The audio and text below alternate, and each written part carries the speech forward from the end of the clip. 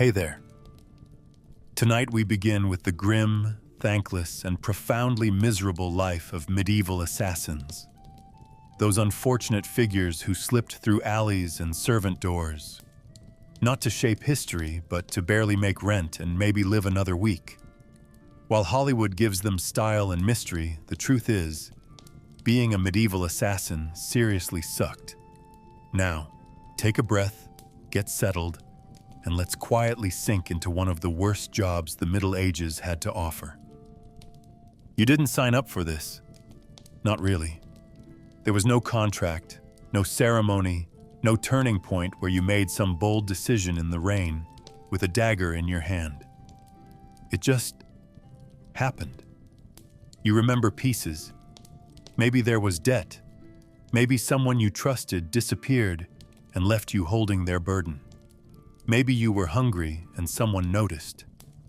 They asked you to do something small, watch a door, pass a message, follow a man. The next time, it wasn't a message. It was a knife. And the man didn't get home. You told yourself it was just once. You needed the money. It wasn't personal. But now you're here. Not once, not sometimes. This is what you do. You're not a killer with a cause. You're just someone who got used to it faster than you should have.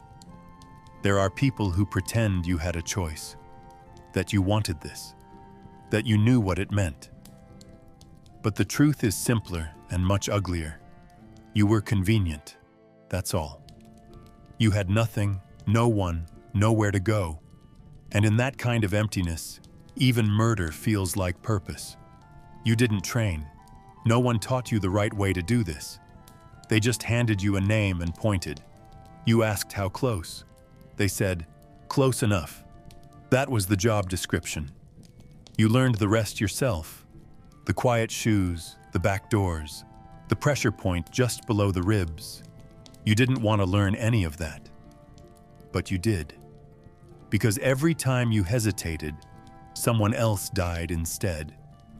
And sometimes, someone you liked. You stopped hesitating. The worst part is that once you're in, you're never really out. Even when you try to walk away, the jobs find you. People remember what you did, or think they do, and they whisper. They pass notes. They leave coins where you sleep. You throw them away. Then you dig them out of the mud again when your stomach cramps from hunger. You burn the letters unread. Then you remember you can't burn parchment when the fireplace is empty. You get creative. That's what this life makes of you. Not brave, not smart, just desperate in new ways. You don't leave because they won't let you. And even if they did, where would you go? You have no name, no friends. You're just a shadow in the city, and shadows don't get second chances. So here you are.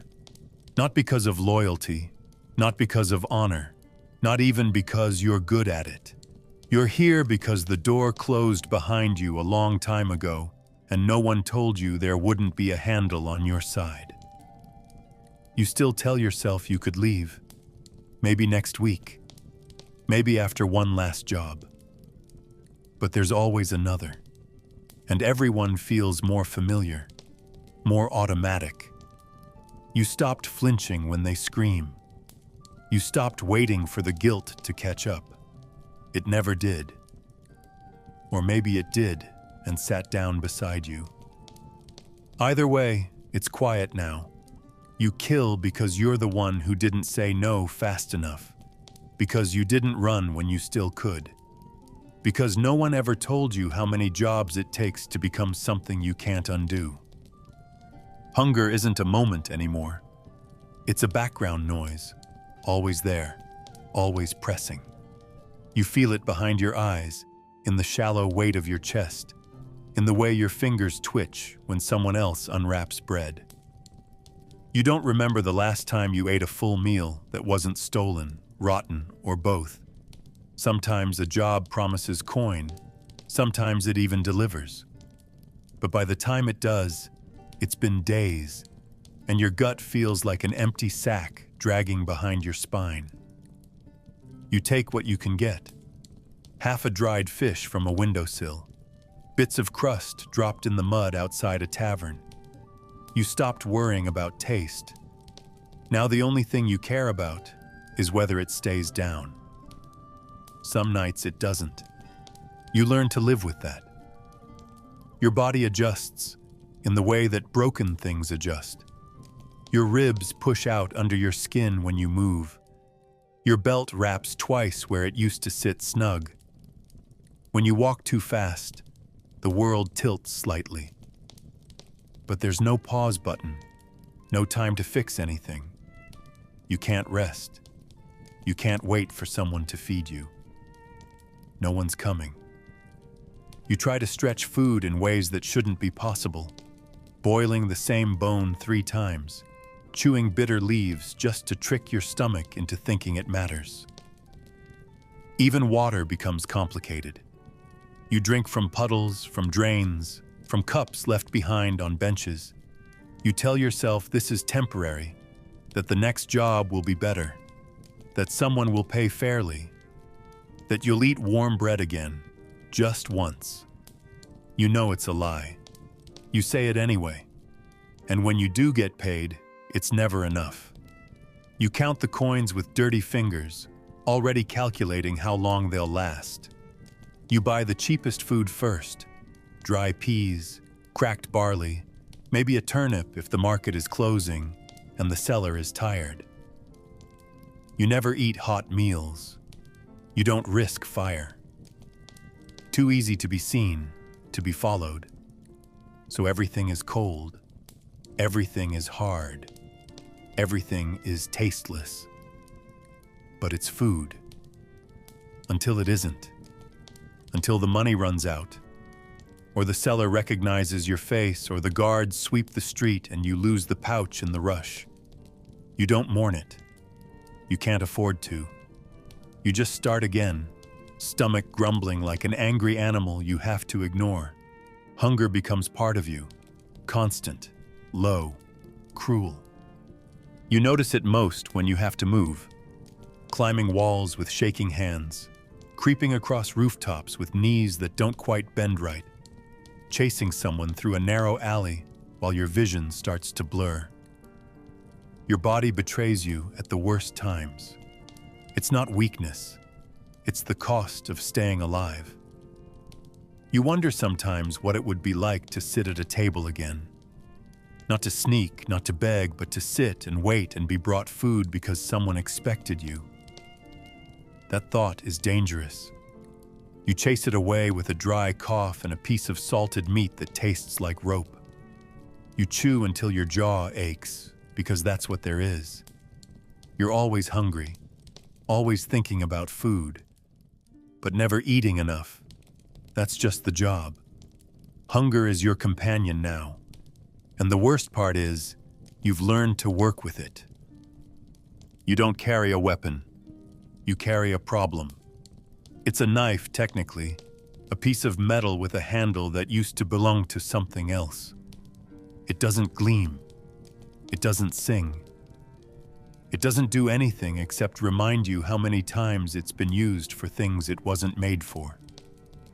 The edge is uneven, like a torn page. The grip is wrapped in cloth because the wood underneath splinters. You don't know who had it first. Maybe it was dropped in a ditch. Maybe someone older gave it to you with a look that said, "Don't ask." It doesn't matter. It's yours now, and it cuts, mostly. When it doesn't, you press harder. That's the system. No elegance, no technique, just enough force and a little luck. You don't sharpen it like a craftsman. You find whatever stone is closest to the ground and hope it's smoother than the blade.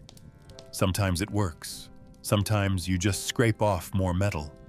It gets smaller every month, like it's slowly disappearing from shame. You've thought about replacing it. Of course you have. But that means money, or stealing, or taking one off a job, and even then, they're usually worse than what you've got. So you keep it, You pretend it's reliable. You build little routines around it. Check the point, rewrap the grip, run a finger along the edge until it stings. You talk to it sometimes. Not out loud, just in your head. You tell it to hold together. Just one more job. Just don't snap in the bone this time. Please. The truth is, your knife scares you. Not because of what it's done, but because of how much you need it. Without it, you're just another body in the dark. With it, you're something else. Still broken, still starving, but slightly more dangerous. You don't think about style. You don't twirl it. You keep it close to your chest, wrapped in cloth, tucked into your belt where it won't clatter or show. You've used it on wood, rope, cloth, skin. It doesn't care. It doesn't judge. But it doesn't help you either. Sometimes it gets stuck. Sometimes it catches on bone. Sometimes you miss, and it glances off with a dull thud that makes your stomach drop. There's no backup. You don't have a second blade. You have one chance, one hand, one knife that's seen more mistakes than you can count. And still, it stays with you. Because you don't have anything else. Not a sword, not a dagger forged in silence by some blind monk on a mountain. Just this. A chunk of iron that barely qualifies as a tool. It rattles when you move. It bites your hip when you sit. It smells faintly of copper and mold. You've cleaned it, burned it, even buried it once just to see what would happen. Nothing did. You dug it up the next night because you had another job and empty hands. That's how it goes. You don't carry a weapon. You carry a reminder of every time you weren't ready, of every time you made it out anyway, of how this job doesn't care what you use as long as something bleeds at the end. The instructions are always the same. A name, a rough location, and a coin that smells like it's been in someone's mouth too long. Sometimes not even that much. No context, no motive, no explanation. You don't know if the target stole something, offended someone, or just existed in the wrong room. You don't ask. You learned that early. Questions make people nervous. Nervous people talk, and talk in your line of work is more dangerous than steal. So you take the name, you nod like it means something. Then you walk away and pretend you don't care who dies or why. It's easier that way.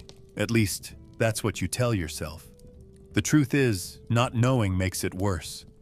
You tell yourself it's cleaner, that you're just a tool, that you're not responsible for the reason. But there's a part of you that always wonders, especially in those long hours before the job, when the city is asleep and your stomach growls louder than your thoughts. Maybe they deserve it. Maybe they don't. Maybe it doesn't matter. Still, there's that sliver of doubt you can't quite kill. The baker with the limp. The girl in the cloak who turned too fast. The man who dropped his key and bent to pick it up right as you moved behind him. You tell yourself it was just a job, that you did what you were told, that you didn't choose the target. But deep down, that voice never shuts up. You've tried to push for more, once or twice. A glance, a name, a reason, something human to hang on to. The answer is always the same. Silence. Or worse, laughter. As if asking why makes you naive, soft, stupid. You stopped asking, not because you stopped caring, but because it was safer. Because someone you knew once asked, and you never saw them again. Not even a whisper, just gone, erased like they'd never been there at all. That's the real message. Not the coin, not the name. The silence. the absence. The cold shrug that says, you do the job or the job does you. And so you do it, again and again, without meaning, without story, without anything but a name that never explains itself. Eventually, you stop wondering, not because you've made peace with it, but because wondering takes energy you no longer have. You walk through the job like a shadow, slipping through alleys, counting steps, planning exits. The name fades into a shape, the shape into emotion. You don't kill people. You erase instructions, cleanly, quickly, like brushing chalk off a wall. You get used to it. You have to. And when someone asks what happened, you just say, nothing. Because in the end, that's what it feels like. Nothing. No reason. No weight. Just a name that used to breathe and now doesn't. And no one ever tells you why. There's no such thing as we in your world. No partner to watch your back. No lookout at the corner. No one waiting with a rope or a distraction or even a warning. It's always just you. You move through streets alone. You slip through doors alone. And when the plan falls apart, because it always does, it's your body that takes the fall. No one's coming to help. Not because they don't want to, but because no one else was ever supposed to be there. That's the rule. That's the job. You work alone. Always. If you fail, you vanish. If you're caught, you scream for no one. Even if someone hears you, they won't move. They'll pretend they didn't. Because in this line of work, getting involved means dying for someone else's mistake. And no one signs up for that. It changes the way you think. You stop assuming someone will pick up the slack. You check everything twice, then a third time just in case. You learn to tie knots one-handed. You learn to climb with an injury. You learn to stay awake longer than your body wants to, because no one else is going to wake you up if you oversleep. You don't drink, not because of discipline, but because no one will carry you home. You don't laugh too loud. You don't sleep too deep. You don't speak unless you're sure no one else is listening. You strip away every part of yourself that assumes comfort or community or the idea that someone else might catch you before you hit the ground. And in the rare moment you forget, when you let yourself imagine what it'd be like to lean on someone else, something happens that reminds you why you never should. Sometimes you meet others, not allies, others like you. You recognize them by the way they stand, too still, too quiet, like a chair that was pulled away just before someone sat down. You might share a glance and maybe even a word, but that's it. No names, no plans. You both know the risk. Trust is currency no one can afford, so you keep your distance. And if by accident or necessity you ever end up crossing paths again, you act like you've never seen them before, because you don't know who they're working for this time. And maybe it's the same person who paid you last week. Maybe it's someone who wants you gone. You never find out. You just nod and move on. Always moving, always alone. It wears on you. You stop noticing until it's the only thing you feel. The silence between jobs gets louder. The streets seem emptier, even when they're full. You hear laughter from a window and realize you haven't spoken in days. You cut yourself cooking and say nothing out loud, not even a curse. There's no one to hear it. The absence becomes familiar, then normal, then unbearable. But by then, there's nothing left to do about it. You've burned too many bridges to go back, and you never built any new ones. So when something finally goes wrong, and it always does, it's just you. One body in the dark, one wound you can't reach, One name that won't be remembered. And no one coming. Not now. Not ever. No one glances twice when they pass you in the street. If they do, it's not with fear or curiosity. It's pity, disgust, the same look they give to the man with missing toes who mutters to himself by the baker's wall. You wear clothes that don't fit and don't match, layers that were already rotting when you found them. Every hem is frayed, every stitch is someone else's. Your boots aren't a pair, they're two separate compromises, held together with strips of hide and luck. There's no cloak that catches the wind, no leather armor, just damp wool, faded dye, and a smell that clings no matter how often you bathe in streams, if you bathe at all. You stopped trying to look like anything. Now you just blend in with the gutter. There's no time to worry about appearances. Looking dangerous gets you noticed. Looking clean gets you questioned. So you cultivate the opposite. You lean into it. A slight limp to make you seem slower than you are. A hunched back when you walk through crowds. Grease in your hair, not because you want it, but because washing it means finding warm water and privacy. Two luxuries you haven't seen in months. You fake coughs to keep people away. You avoid eye contact so well it becomes second nature. When guards walk past, you scratch your arm like it itches with something catching. They don't stop you. No one does. You're invisible in the worst way. Not like a ghost, like trash. People don't talk to you unless they want you gone prom. Shopkeepers wave you off with rags. Patrons in taverns move their drinks away if you sit too close. Children stare until their parents notice, and then they're pulled aside quickly. You don't blame them. You'd avoid you too. Your hands are always dirty. Your nails are chipped and cracked. Your face is drawn in a way that makes you look older than you are. You stopped shaving a long time ago, not out of style, but because razors dull faster than you can replace them. And there's no mirror, just puddles and windows. The reflection you see isn't a killer. It's not anything.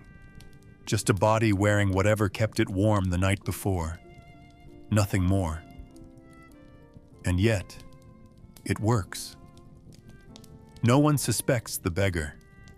No one expects the broken man with stiff knees and a patchy beard to slide a blade under someone's ribs and disappear into the alley.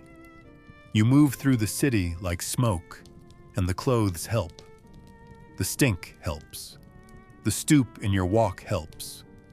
But it comes at a cost. You forget what it feels like to stand straight, to breathe without people stepping away, to speak and be heard. You used to be someone. You used to dress like someone. Now you're just another problem no one wants to look at. And the worst part is, you can't even tell where the disguise ends and you begin. Maybe there's no difference anymore. Maybe there never was. You stopped trying to understand the pattern a long time ago. If there ever was one, it's lost beneath layers of contradiction. One night, you're sent to slit the throat of a baker who sold sweetbread near the cathedral, an old man with a bad hip and kind eyes. A week later, you're in the gardens of a noble estate, watching a man in silk whisper over wine before you bury a blade in his neck. Then it's a priest, then a stable hand, then someone who looks like they could be your brother, or might have been, if you'd been born on the other side of the city. Each time you wait for some hint of connection. You want to believe these names are chosen for a reason, that there's some structure, some deeper order. But the longer you go on, the clearer it becomes. There isn't one. You don't ask questions, of course. That's not part of the arrangement. But questions still form, quietly, in the back of your mind. especially when you lie awake in places no one else would choose to sleep. Why him? Why her? What made this one worth erasing? Was it a debt unpaid? A secret overheard? Or did someone simply wake up in a foul mood and point? Sometimes you hear rumors after the job is done. Something about a scandal, a betrayal, a bribe. But most of the time, there's nothing. Just a name scratched on a piece of parchment. You wonder if it even matters. Maybe it's not about justice. Maybe it's not about punishment. Maybe it's just about noise. About sending a message without words. About making people afraid to breathe too loudly in the wrong direction. You try to make it make sense. You map out your kills in your head. Draw invisible lines between lives ended and those left standing. But every line leads nowhere. Every clue folds back in on itself.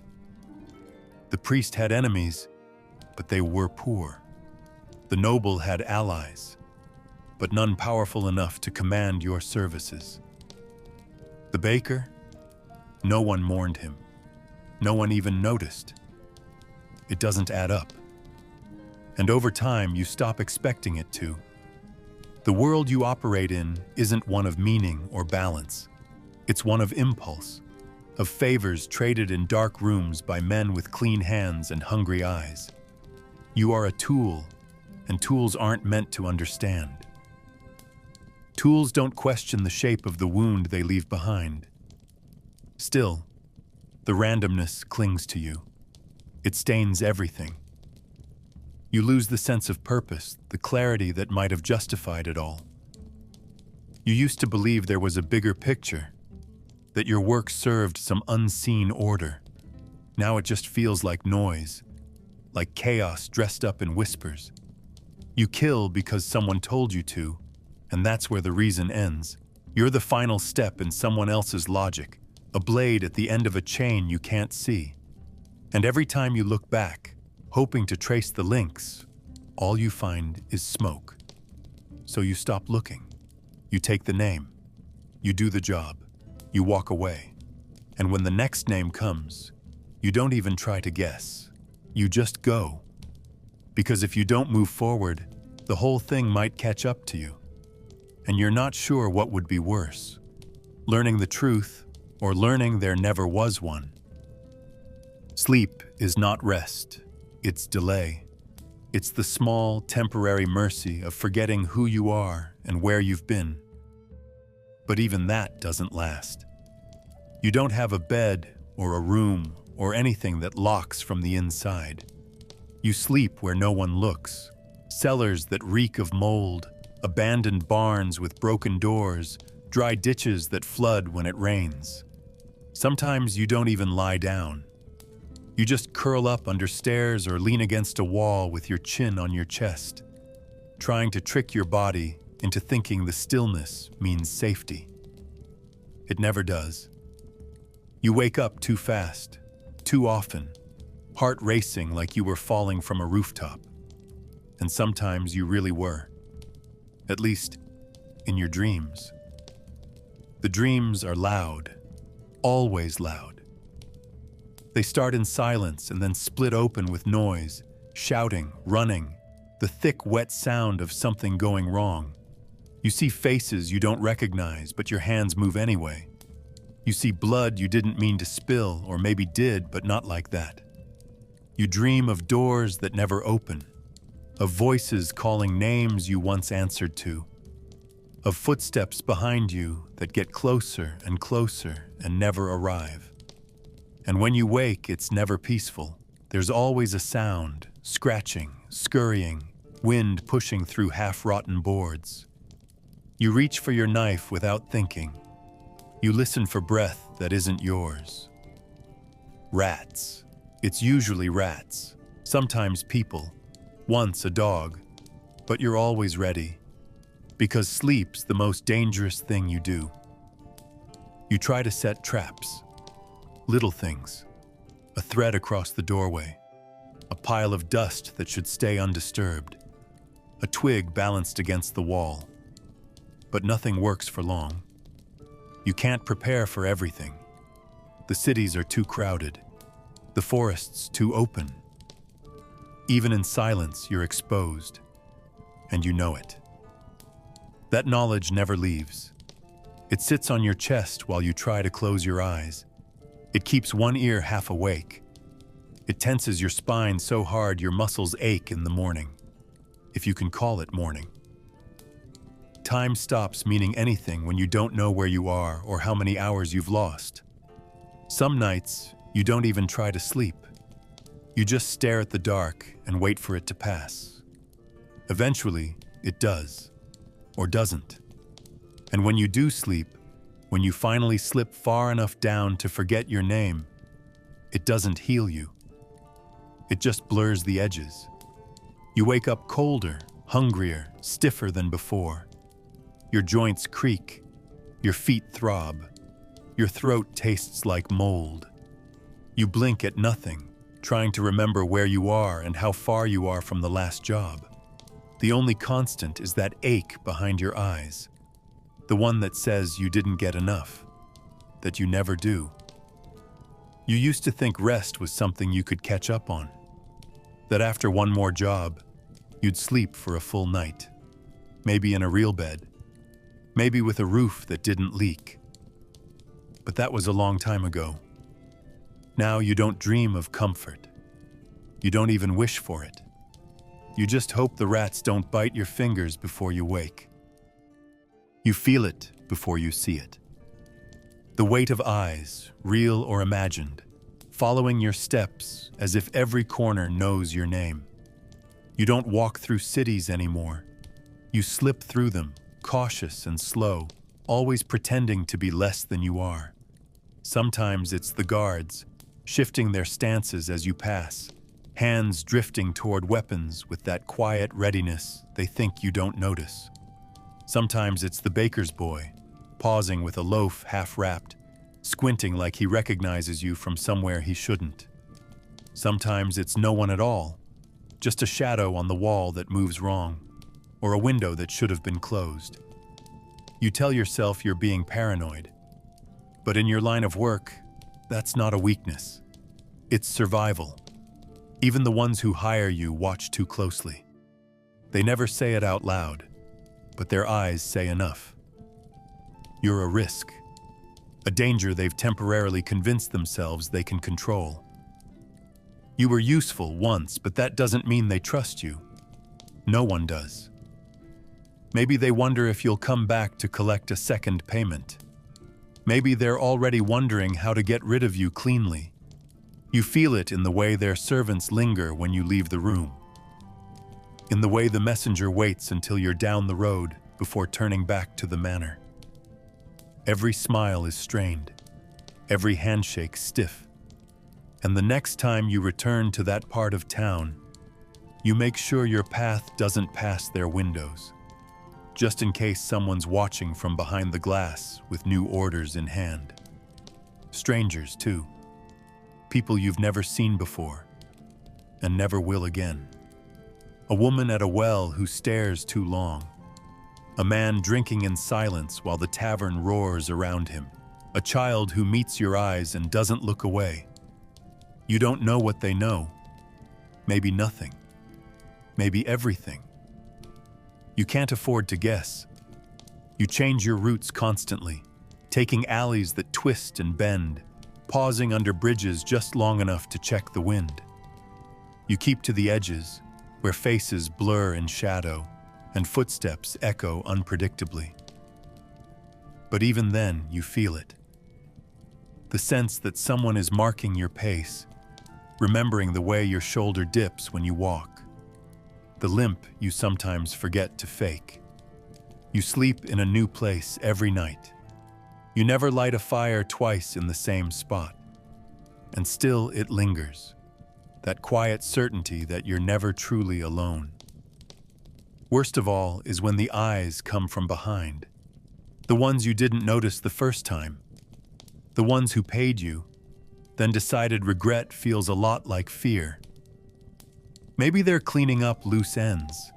Maybe someone else offered them more. You start seeing the same faces too often. A cloaked figure near the market. A man who always seems to be one table away. You pretend you don't notice.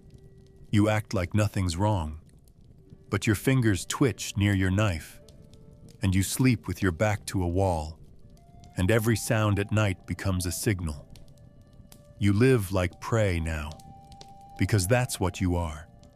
An animal that's useful until it isn't, until someone somewhere decides your usefulness has expired. And when that day comes, you won't see it coming. You'll just feel the eyes again. Closer this time. And this time, they won't look away. Everyone smiles with a knife behind their back. You learn that fast. The first time you meet a contact, they speak in riddles. They won't give you a real name, just a place to be and a word to say. The second time, they're colder. By the third, they don't show up at all. Maybe they moved on. Maybe they didn't want to be seen with you. Maybe someone paid them to vanish. You never find out. That's the rule. You don't follow up. You don't knock twice, you just take what's given, and if it's not there, you walk away. Because pressing means attention, and attention, for people like you, is the beginning of the end. So you stop expecting loyalty. You stop believing in deals. Even the ones sealed with blood mean nothing once you're out of sight. The fences are worse. They smile wider, talk smoother. They tell you what a fine job you've done, what a clean job, what a rare opportunity you've brought them. Then they pay you less than promised. They say the item was damaged, or the buyer backed out, or that word on the street has turned against you. You can't argue. You have no contract, no recourse, no protection. Just a face they pretend to forget the moment you leave. You want to take your coin and run. But sometimes you need them.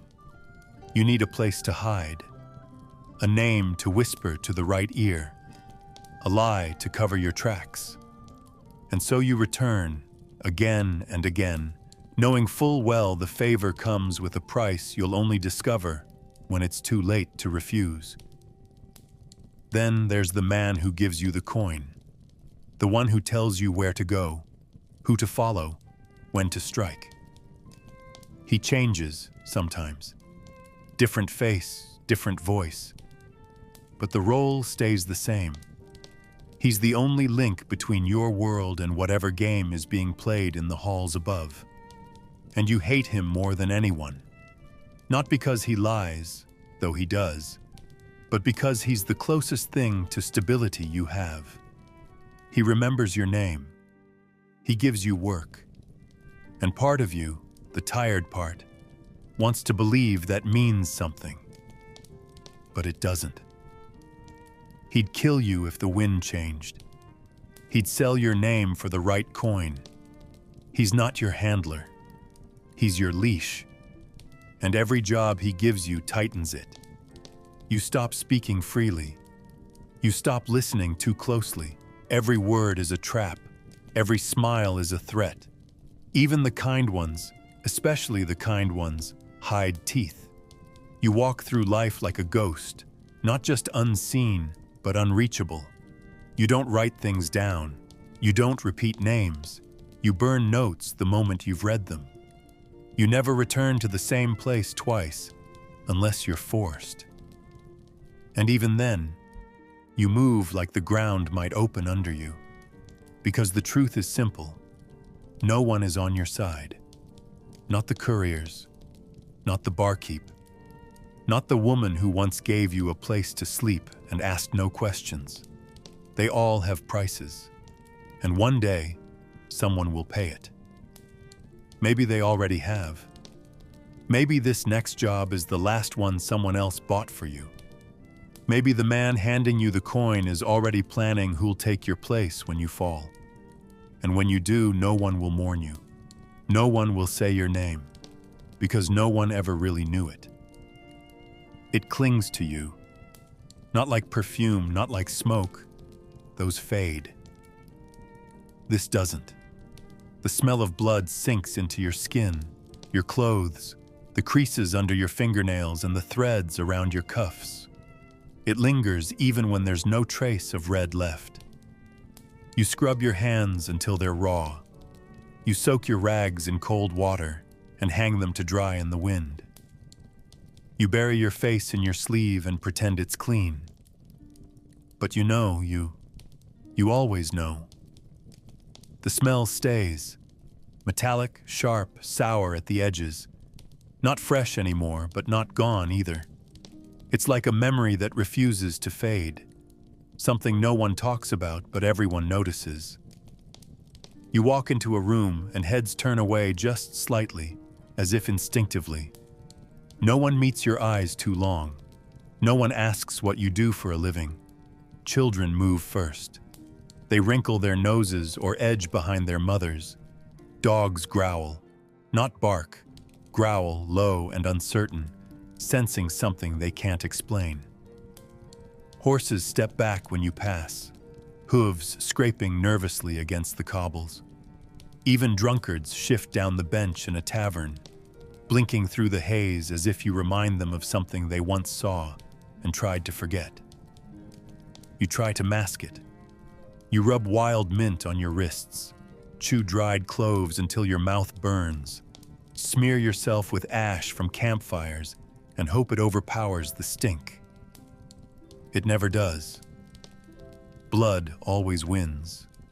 It's in your boots, the soles soaked through too many times. It's in your coat, stiff at the seams where fabric once drank too deeply. It's under your belt, where you tuck the blade before you need it, still warm from the last name you buried. The worst part is when it's not even yours. You carry it like it is, but you know the difference. Your blood feels thin, sharp with adrenaline. Theirs is heavier. It pools and coats, soaks and stains. And once it's there, it doesn't let go. Sometimes you wake in the middle of the night, sure you're still covered in it. You pat your chest, your arms, your throat, expecting to feel the sticky drag of guilt. But there's nothing, just the memory and the scent. You try not to breathe too deep. You try not to draw attention. But sweat doesn't hide it. Rain doesn't wash it away. It mixes, turns to something worse, something that no one can name but everyone reacts to. They don't say blood, they say wrong, they say off. They say nothing, mostly. They just avoid you. You weren't always like this. Once you cared. You carried soap. You found streams. You tried to be clean. But time strips that away. There are too many jobs, too many rushed nights, too many moments where you didn't have time to think before you ran. And after a while, you stop trying. You wipe your hands on whatever's near. You rinse your knife if there's water, and if not, you don't. You pull your hood lower and hope no one gets too close. And they don't. That part gets easier. You become a shadow with a scent no one can name and no one wants to follow. And when someone does draw near, when someone dares to share a seat or ask your name, you know they're either very brave or very foolish. Because people can't say what it is about you, but they can feel it. It's in their noses, in their skin, in the way they don't breathe until you've passed. And you carry that with you, always. The scent of something that shouldn't still be walking. The scent of a man who smells like blood. People don't recoil when they see you. They don't whisper your name or clear the street like in stories. There's no hush that follows your footsteps. No dread in your shadow. Most of the time, they don't even notice you. And if they do, it's not fear you see in their eyes. It's something softer, something duller. Pity, maybe. Disinterest. Confusion. You look like a man who hasn't slept in days, who's carrying too much for too long, whose boots are too thin, and whose shoulders sag from more than weight. No one sees a blade tucked under your coat or guesses that your hands remember how to kill. They just see a body shuffling past, tired and quiet, one more figure hunched against the cold. You could vanish in a crowd of beggars and no one would look twice. You already do, that's the irony.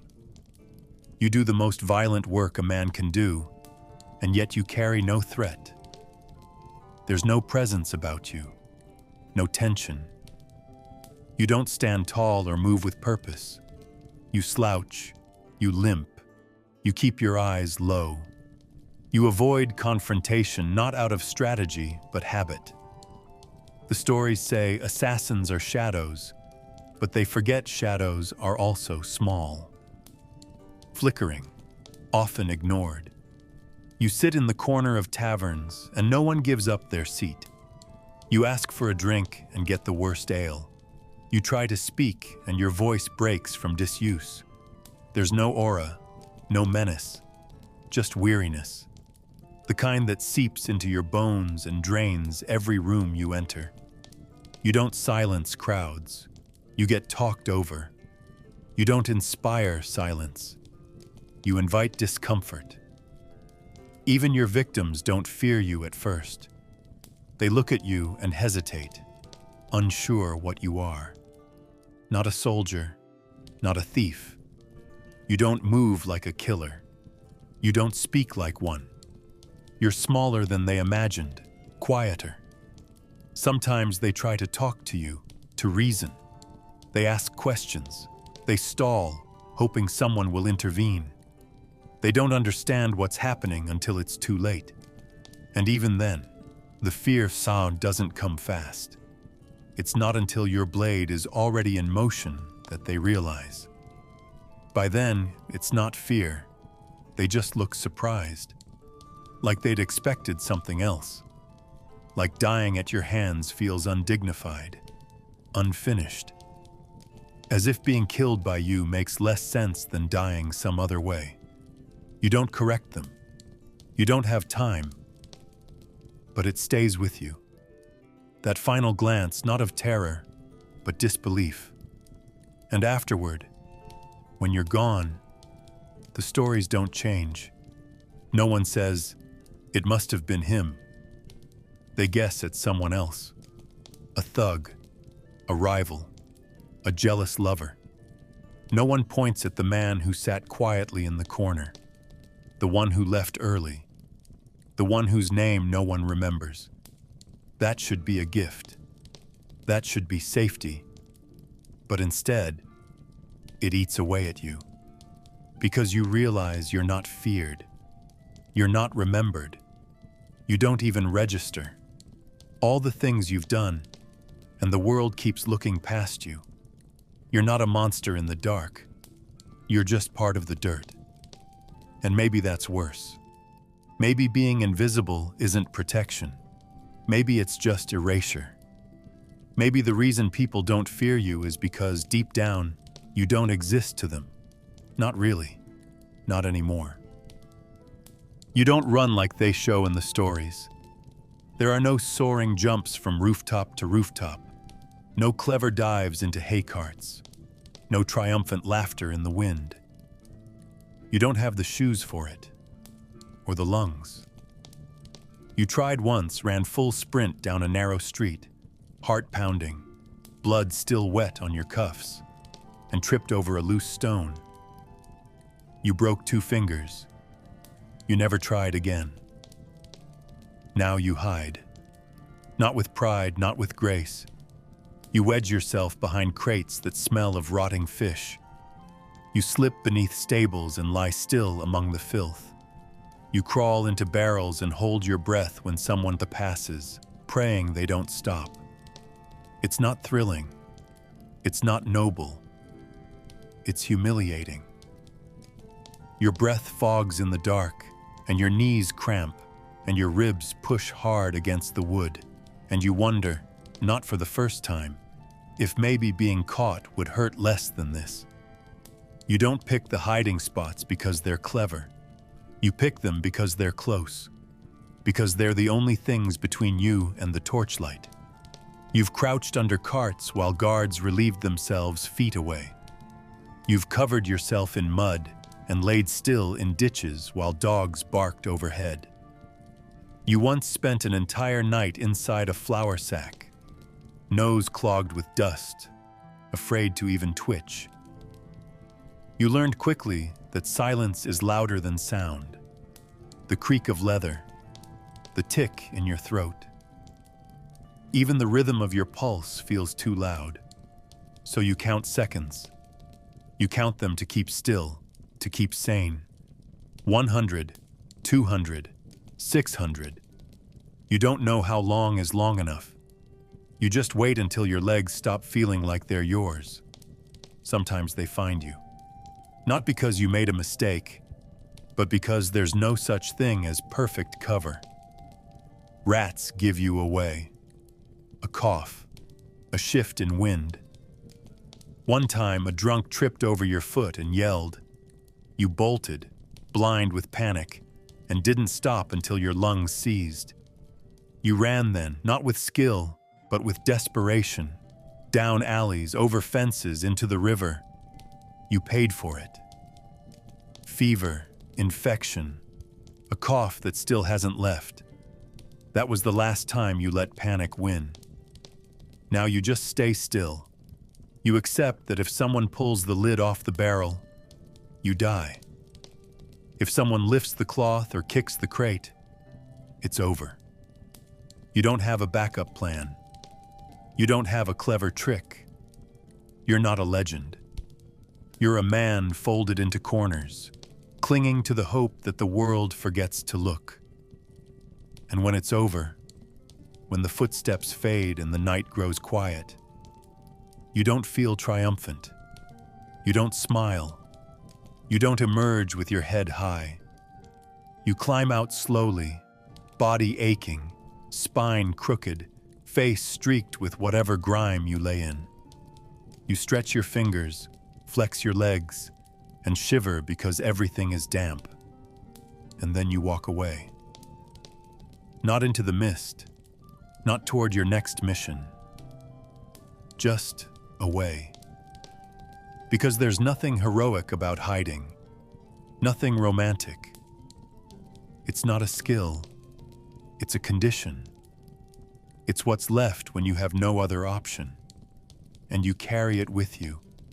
The smell, the tension, the memory of the box you barely fit inside. You'll find another soon, because you always do, and when the moment comes again, when the street goes loud and the torchlight swings your way, you won't run. You'll just vanish, not like a ghost, like a rat, into the dark, into whatever's empty, into anything that lets you wait out being hunted one more time. At first, it's a trick, a tool, a way to keep things clean. You pick a name, something simple, forgettable, and use it only once. Then another, and another. You get good at it. You know when to change the accent, when to drop the surname, when to answer with nothing but a non. You leave no traces, no patterns. The people you meet remember you wrong on purpose.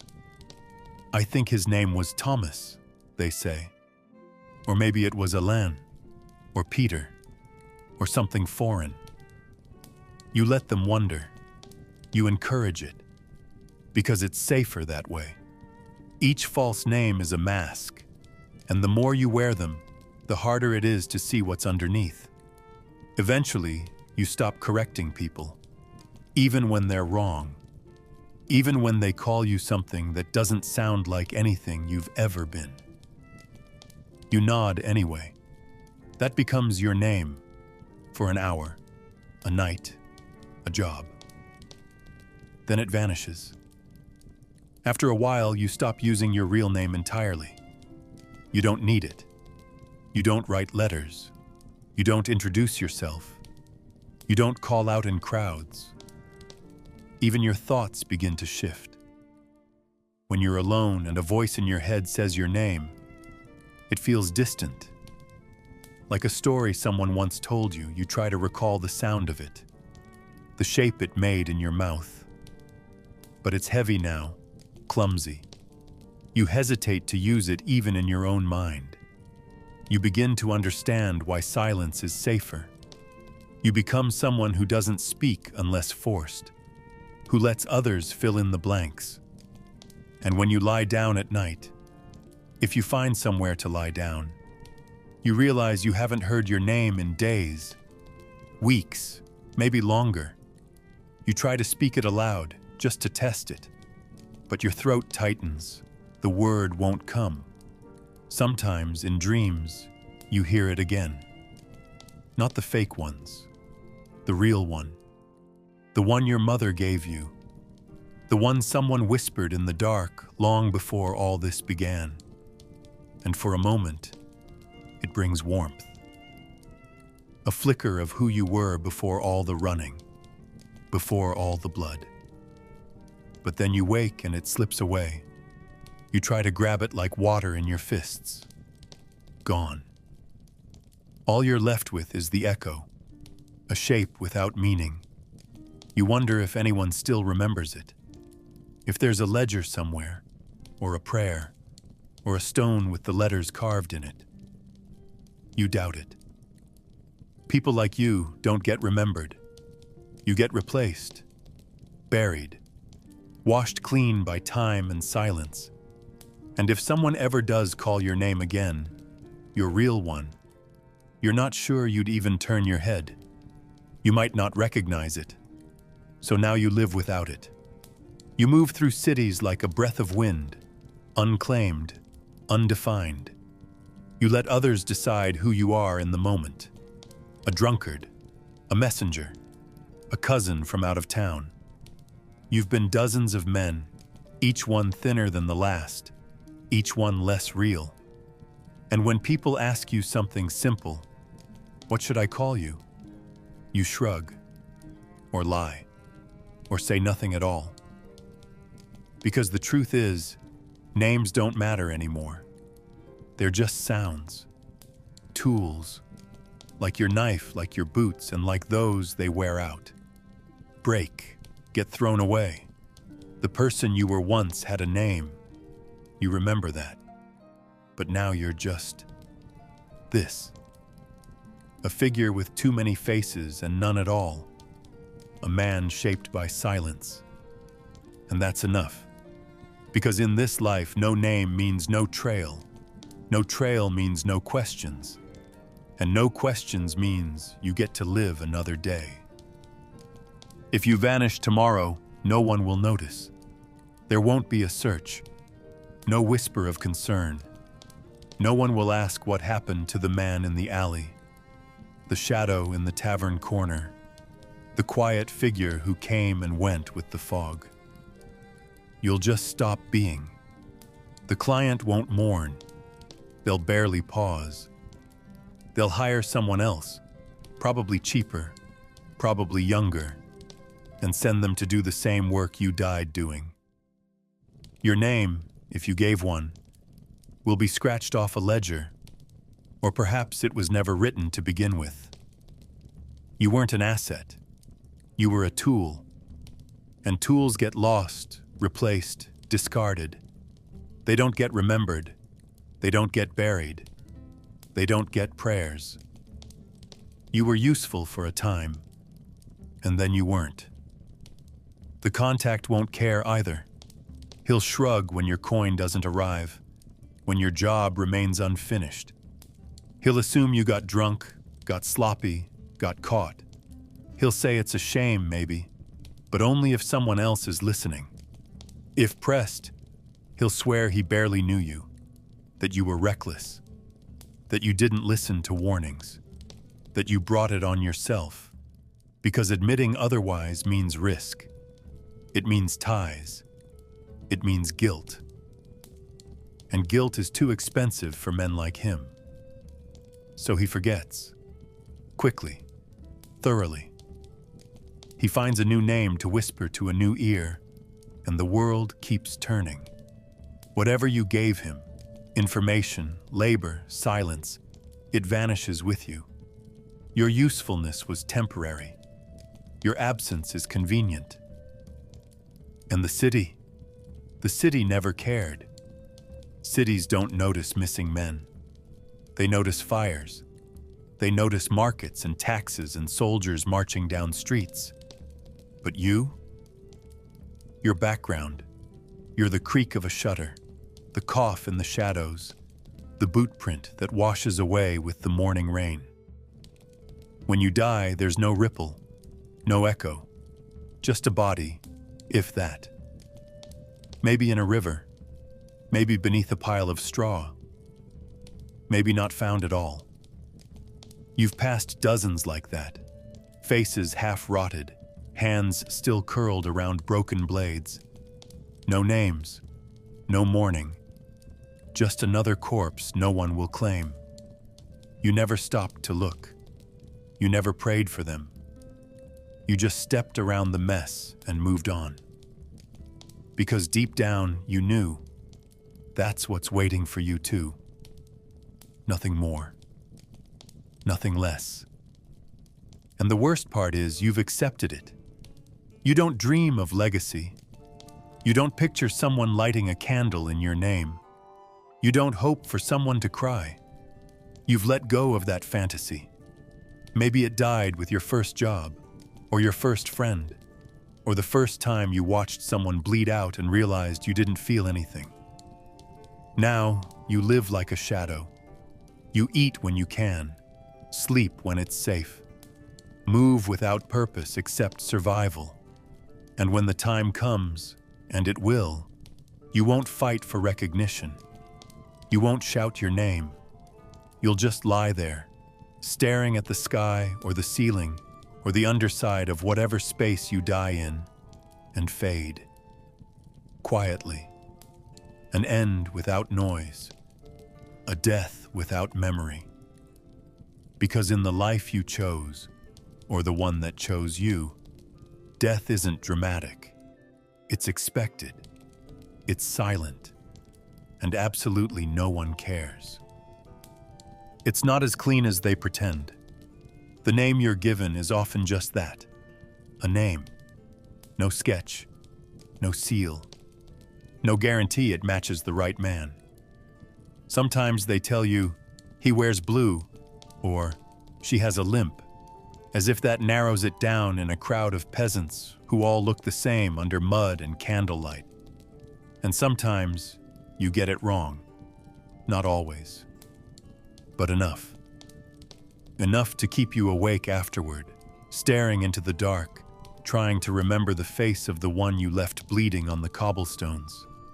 The way they looked up at you, more confused than afraid. The way their mouth opened, not to scream, but to ask something. You didn't wait for the words, you never do. But you remember the shape of their jaw, the way their hand twitched, the way you realized too late that no one had stopped you. Mistakes blur together after a while. A merchant who just happened to wear the same color. A priest who stepped out at the wrong time. A washerwoman who opened the wrong door. You try to justify it. Say the client was vague. Say the street was too dark. Say the crowd was loud and fast and someone pushed you. But deep down, you know, you could have waited, asked, checked. But you didn't. Because you're not paid for patience. You're paid for results. Quick ones. Quiet ones. And when the knife is already in motion, hesitation gets you killed. So you stop checking. You stop second-guessing. You stop caring. If they were innocent, well, they're not now. Dead is dead. And dead people don't argue. Sometimes you hear about it later, in taverns, in whispers. Did you hear what happened to old Tomas? Heart gave out, they said, poor man. Or, someone got Sister Agnes in the alley. Must have been a robbery. You sip your drink and stare into the fire. You don't correct them. Why would you? No one connects it to you. No one suspects the tired man in the corner. You nod along, feign concern, and wonder if this one will follow you into sleep the way others have. Not all of them do, some fade. Some vanish like breath on a window pane. But others cling. The ones who begged. The ones who didn't run. The ones who had kind faces. You tell yourself you're just following orders, that you're a blade, not a mind. But that doesn't help much when you remember how their hands shook before they fell. And in the rare moment when you do kill the right one, there's no relief. Because even then, you know it doesn't matter. Another name will come. Another face. Another alley where the light hits wrong and the shadows blur your target's features. And maybe next time you'll hesitate. Maybe not. But the doubt will always be there now, stitched into every movement. And that's the real curse. Not guilt. Doubt. The slow erosion of confidence, of surety. You stop trusting your eyes, your hands, your orders. You become a man who questions everything but never aloud, because you can't afford to be uncertain. Not here. Not in this life. So you press the blade deeper. You move faster. And when the wrong ones fall, you don't stop. You just mutter an apology they'll never hear and disappear into the dark. Because you're not here to be right. You're just here to be gone. It starts before anything begins. Before the approach. Before the door. Before you even touch the knife. Your fingers are already trembling. Not wildly, not enough for others to see. But you feel it. A pulse inside each knuckle, a twitch in the tendons. You try to hold them still, breathe deep, press your palms flat against your thighs, but it's no use. The nerves fire on their own now. They've learned a rhythm that doesn't obey you. Sometimes it's the cold, but not always. Sometimes it's hunger, but not really. Mostly, it's just the job. The memory of what's coming, or what's already happened. You've tried herbs, tried tying your hands behind your back at night, tried soaking them in water so hot it numbs the skin. But nothing lasts. You wake shaking, you work shaking, and no matter how much blood you spill, the tremble remains. During the act, you pretend it's not there. You force the knife steady, grip it tighter than you should. Your fingers go white with pressure. You cut too quickly, too shallow, too deep. You mess up things you used to do clean. A twist of the wrist that once felt easy now feels uncertain. Your hands sweat. You wipe them on your sleeves, on your pants, on the edge of the victim's cloak. Anything to keep hold of the blade. But the grip never feels right anymore. You used to move smoothly, one motion, one breath, no sound. Now there's always a catch, a hesitation, a tiny moment where the blade wobbles. And in that moment, everything could go wrong. It hasn't yet. But you feel it getting closer. Each time the line tightens. Each time your hands betray you a little more. Afterward, it gets worse. The adrenaline fades and the shaking floods back in. Not just the hands. Your arms, your knees, your jaw. You sit somewhere damp and quiet, chest heaving, muscles buzzing like a nest of bees. Sometimes it's hours before you can walk straight. You drop things. You knock over candles. You fumble coins. You try to act normal in taverns, holding your mug with both hands like some cold, sick peasant. You clench your fists under the table and dig your nails into your palms until the skin breaks, just to feel something sharp and real. But the tremble doesn't leave. It's in your bones now. A companion. A reminder. Your body has learned fear too well. Even when your mind goes quiet, the nerves don't forget. They keep twitching, as if something's always about to go wrong, as if you never left the moment of the kill. And worst of all, no one asks, no one offers help, no one notices. Or if they do, they assume it's just weakness, a drunk's habit, a coward's tell. They don't know what it is to live every hour ready to strike and ready to run, to eat rot and breathe dust, and kill strangers without reason. They don't understand that the shaking isn't a flaw, it's the cost. You've paid it for years, with every breath, with every blow, and now it's permanent. A soft, endless echo of every night you spent waiting in alleys, every scream that stayed in your ears. You shake because your body remembers all the things you won't let yourself recall, and you wonder, quietly, privately, if it'll ever stop.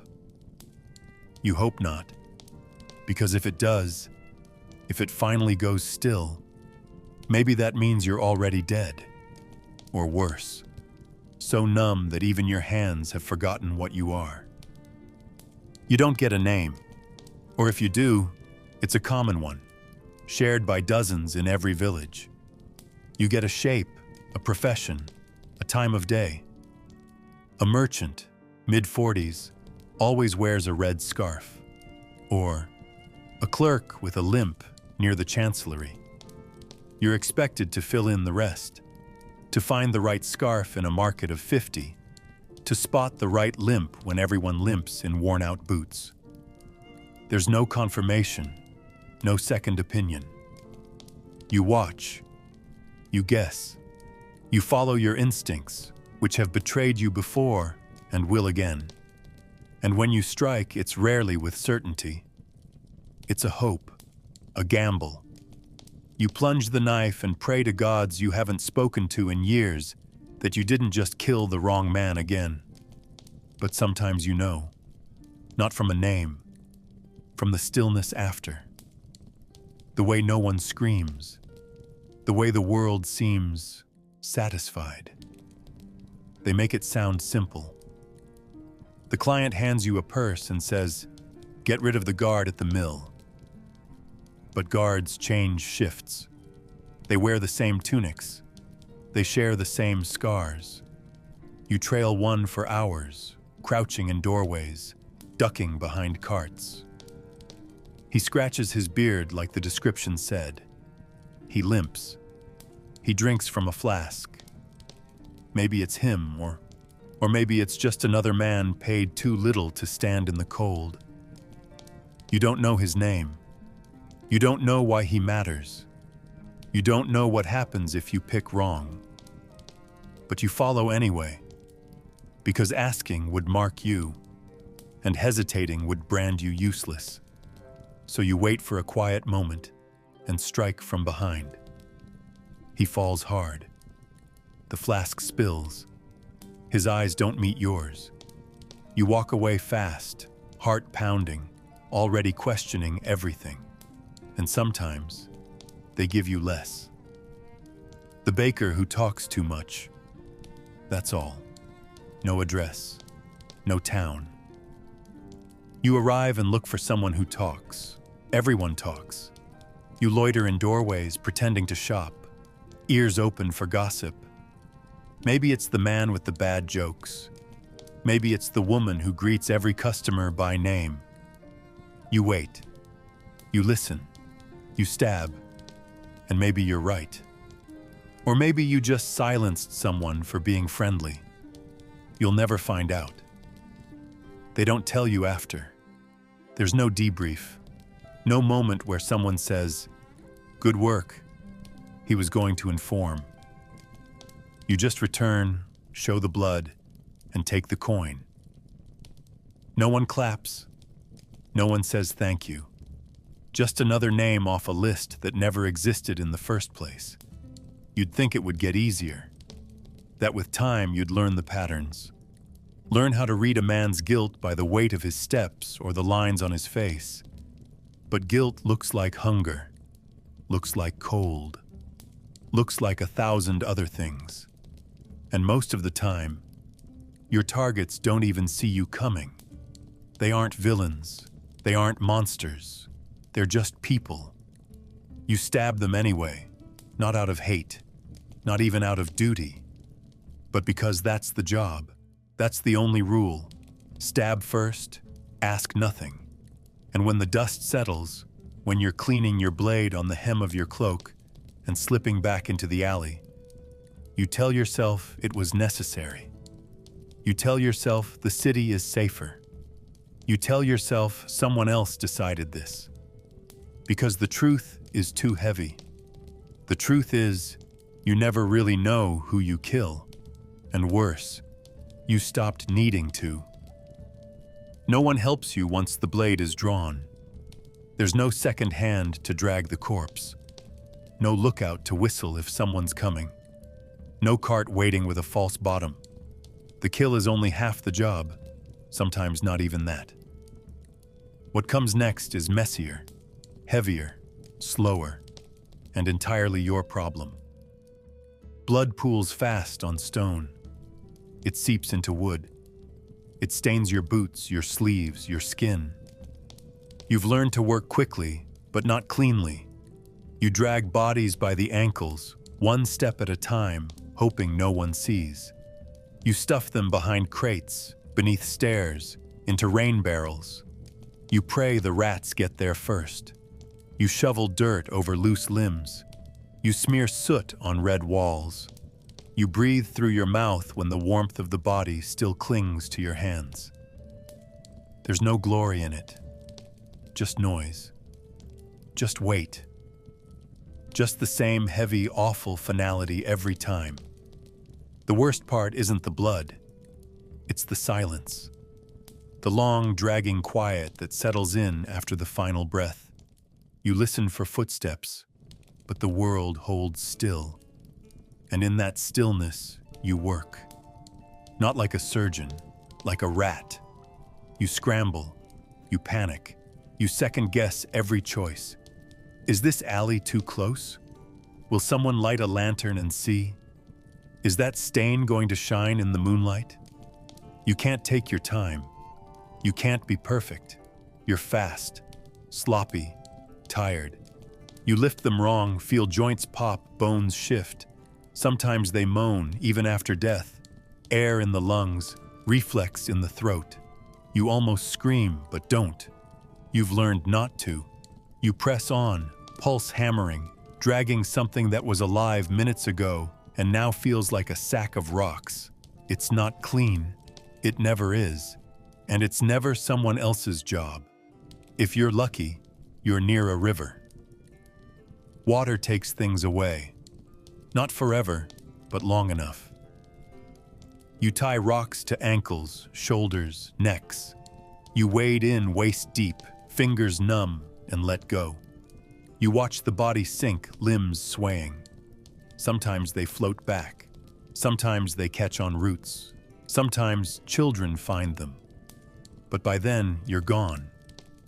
You tell yourself the current will do the rest.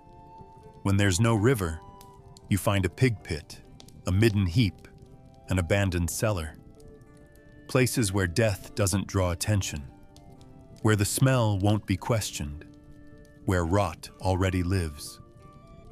You cover the face, always, not out of respect, out of fear.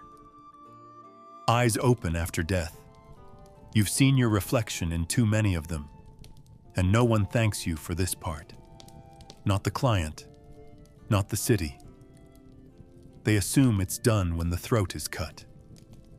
They think bodies vanish like smoke. They don't. They stick. They stain. You carry them with you in more ways than one. On your boots, under your nails, in the small of your back, where the ache never leaves, in the bend of your spine from lifting, dragging, hauling. You never trained for this part. No one did. There's no ceremony, no title, no mask. Just you, a dead man, and a problem. And the truth is, the killing was easy. The cleanup is what breaks you. Not because it's hard, because it never ends. Every job leaves a trail. Every trail is yours to erase. And every time you do, you lose a little more of yourself in the blood you're trying to hide. The city never changes. Its stones stay slick with the same rain. The alleys still echo the same coughs, the same boots, the same soft weeping from windows where no one's supposed to be awake. You know every crack in the paving, every crooked doorframe, every gutter that floods before the others. You dream of distance, of wide fields, of trees that don't lean over you like watchers, of paths that don't loop back to the same market, the same dead end, the same death. But you don't leave. You're not allowed to. The city is your cage and someone else holds the key. You say you're staying because it's safer, because the jobs are here. But deep down, you know, you've forgotten how to walk under open sky. You'd get lost in silence. You wouldn't know what to do without a corner to vanish into. They tell you not to be seen, but everyone knows your face. Not by name, not by deed, but by the way you move. Too careful, too quiet, too clean for someone who sleeps in doorways. The same 6 alleys, again and again. You circle them like a dog around a dying fire. The same shutters, the same bricks, the same overturned bucket behind the bakers. You used to think it was temporary, just until you had enough coin, just until you proved yourself. But the coin goes, the proof means nothing, and the city wraps tighter, layer by layer, until even the wind feels like it's coming from behind a wall. Sometimes you wonder what's outside. If the world past the gates still exists. If people there wake up without checking windows. If birds sound different when they don't compete with screams and bells. You'll never know. Even when the job ends, you don't leave. You loiter. You drift. You haunt. You're not part of the city, but it's the only thing that still holds you up. You know the rhythm of its misery, and it knows yours. There are benches you've bled beneath, fountains you've washed your hands in, pubs where no one looks twice when you don't speak. And each time you think about running, really running, you remember there's nowhere to run to. No village would take you. No lord would shelter you. No forest would feed you. You're not built for freedom anymore. You're built for this. The stink of rot, the rustle of straw, the scrape of metal on stone. You used to dream of forests. Now you dream of locked doors. Not because you're afraid of what's inside, but because they keep everything else out. And when your legs fail, when the wounds catch up, when your name finally lands on someone else's list, you'll still be here, in the same alley, under the same sky, breathing in the same smoke that's never quite blown away. You'll fall in a place you've passed 100 times. You'll bleed on stones that already know the shape of your knees. And the city won't blink. It won't mourn. It won't even pause. Because you were never really alive here. You were just part of the rot, moving slowly, day after day, pretending you had a choice. And still, even then, you won't leave. Not really. You'll sink into the stones, one more forgotten breath in a city that doesn't forget, but doesn't care either. You like to think you matter, that your work is precise, unique, necessary, that your hands have learned something others haven't. But the truth is simpler. You're one of many, a name on a folded scrap of parchment, a shadow waiting in the dark. And when you fall, because you will fall, someone else steps forward. Not with reverence, not with pride, just hunger, just need. They're younger. Their blades are newer. Their fingers don't shake yet. They say yes faster. They don't ask where the body goes or why the target changed. They take less coin. They work longer nights. And they don't yet know that none of it leads anywhere. That no amount of obedience will make them matter. You do know. You've known for a while. But knowledge doesn't buy protection. It doesn't buy time.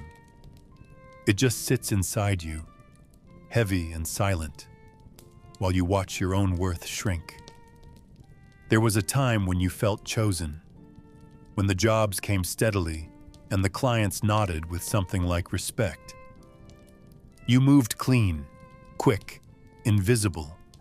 You thought that meant something, that maybe you were building a reputation, that maybe you were rising. But reputations don't last in this work. They rot, they vanish, or worse, they become dangerous. They make people nervous, and nervous people stop calling, or they start watching, or they send someone else to follow you home. So you fade instead. You make yourself smaller. You say less. You blend. You tell yourself it's strategy, but it's survival.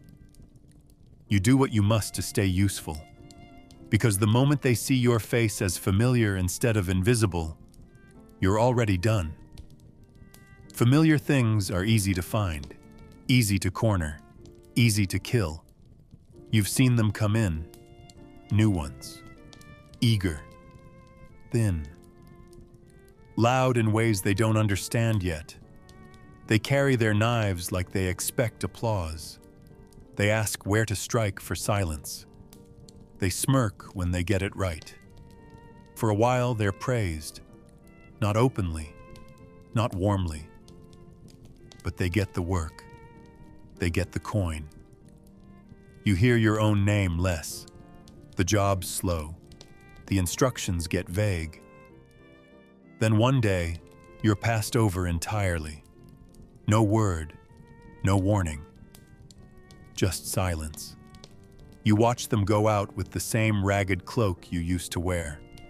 You sit still and chew old bread and tell yourself you're resting. But the truth hangs there.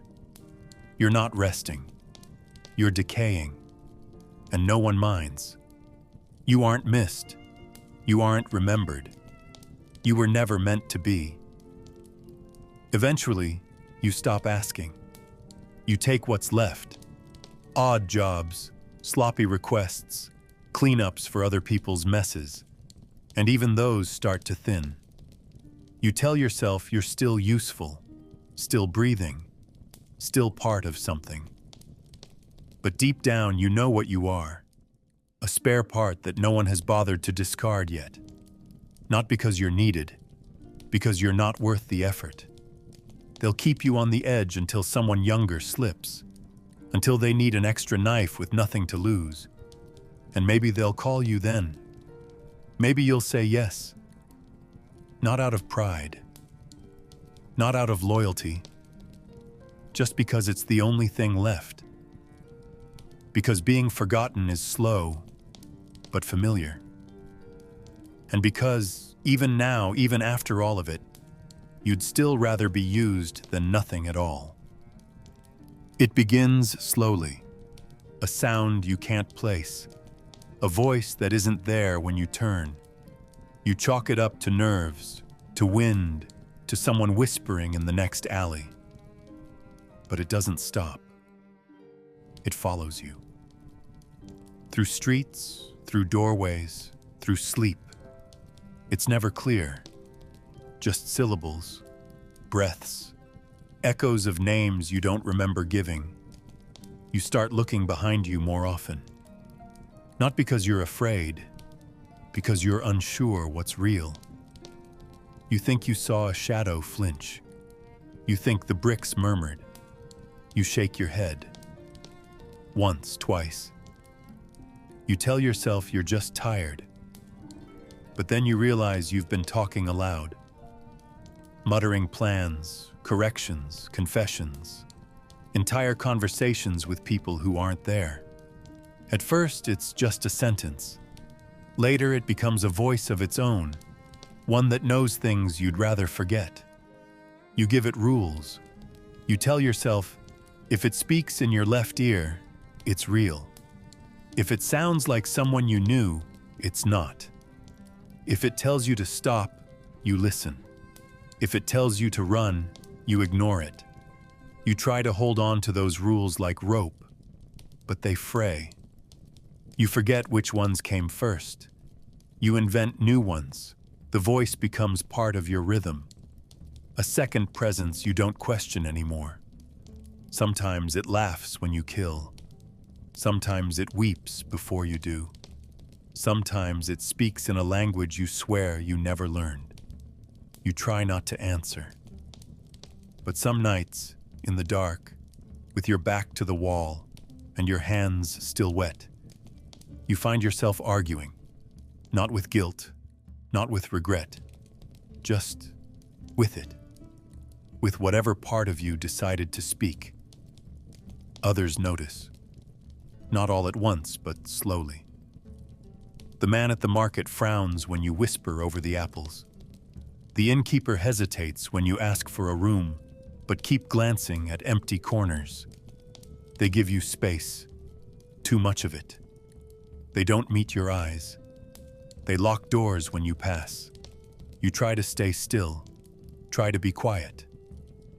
But it doesn't help. The voice is louder in silence, louder when the world doesn't speak to you. You try drowning it in wine, in prayer, in the soft hum of city noise. But it always comes back, stronger and worse. Sometimes it's right. It warns you before things happen. It tells you when a name is a trap, when a contact will lie, when a street you've walked 100 times will betray you. And that's the part that breaks you. You start to need it. In time, you stop trying to make it go away. It becomes part of your rituals. You check your blade. You check the exits. You ask the voice if tonight will end badly. It doesn't always answer, but you always ask.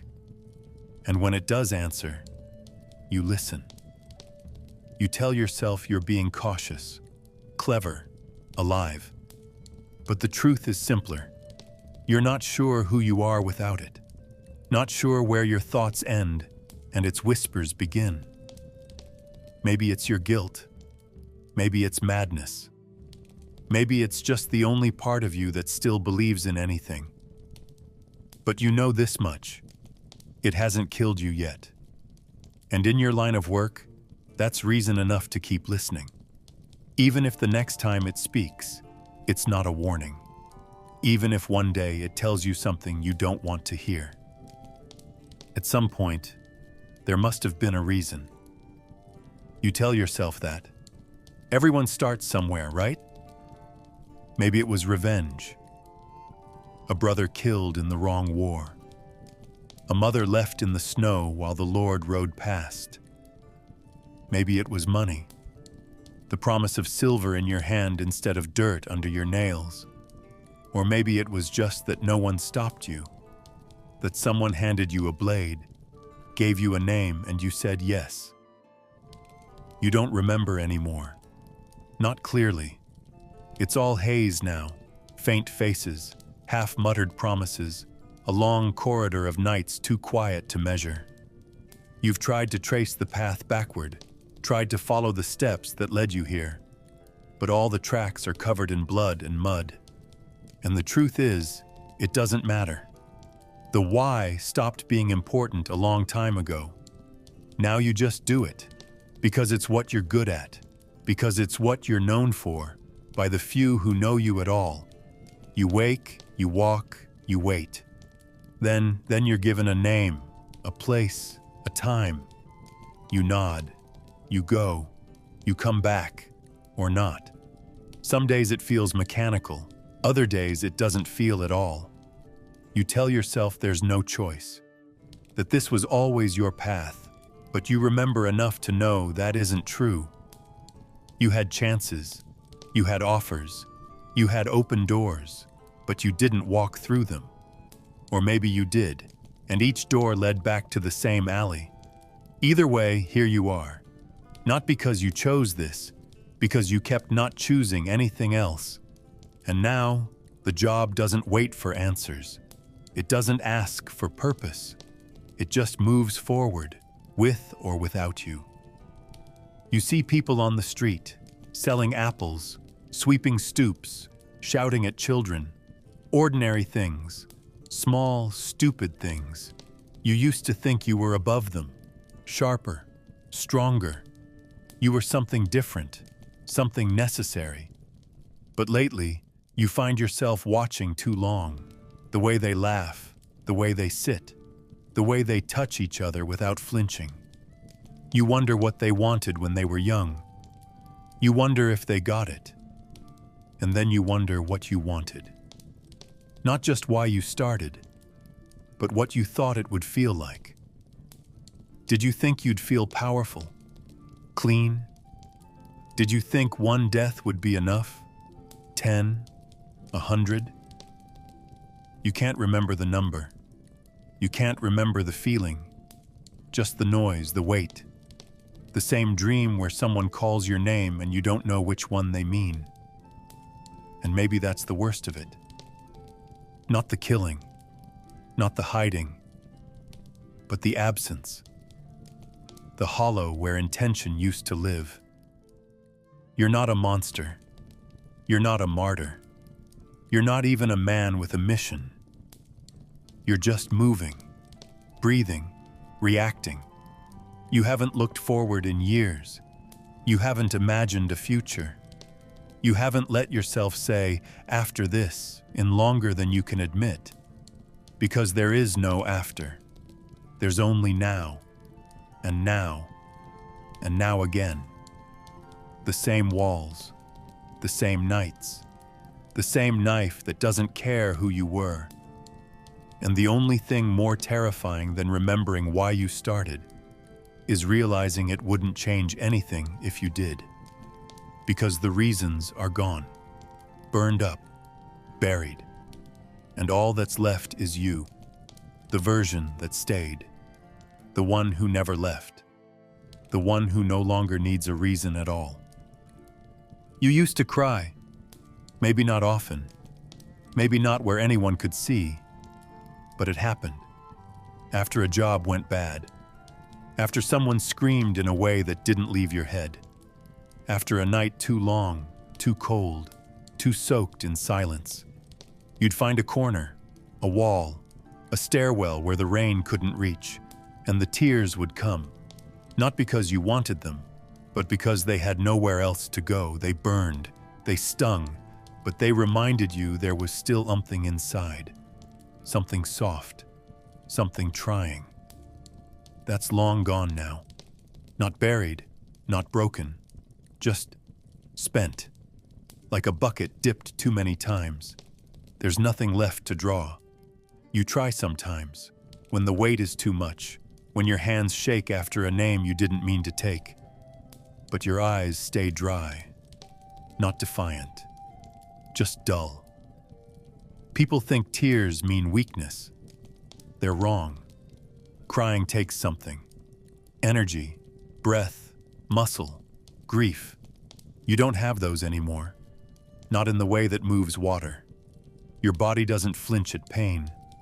Your chest doesn't tighten at guilt. Everything settles low now. Heavy, slow. It builds pressure, but never spills. Not into sobs, not into screaming. Just a thick silence that hums in your skull like smoke trapped in stone.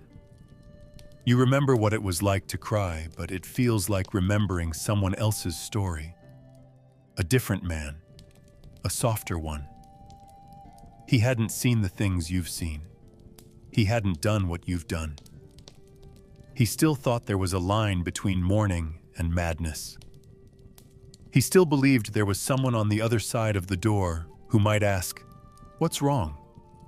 and wait for the answer. There are nights you think it might happen again. You feel it rise behind the throat, under the ribs. That tremor, that ache. A name, a memory, a voice you thought you'd forgotten. You sit still.